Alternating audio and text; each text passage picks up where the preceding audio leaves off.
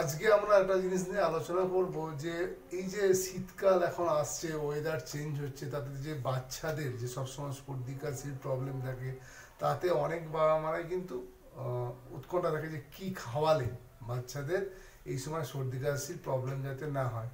আমি আয়ুর্বেদের দুটো মেডিসিনের কথা বলবো, মেডিসিনগুলো পুরোপুরি সেফ এবং তারা বাচ্চাকে দিলে সর্দি কাশির প্রবলেম বা যাদের চট করে সর্দি কাশি ধরে যায় বা ব্রঙ্কাইটিসের প্রবলেম থাকে সেক্ষেত্রে খুব ভালো থাকবে।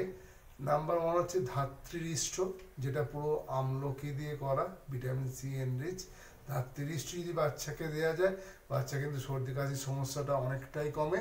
বা ধাত্রীরিষ্ট যদি না পাওয়া যায়, সেক্ষেত্রে ভিঙ্গরাজ আসব যদি দেওয়া হয়, সে কিন্তু বাচ্চা সর্দি কাশির সমস্যা থেকে অনেকটাই মুক্তি পাবে।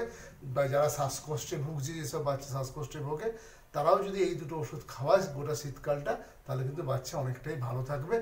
অনেক এই চেস্ট রিলেটেড কোনো প্রবলেম কিন্তু চট করে হবে না। নমস্কার।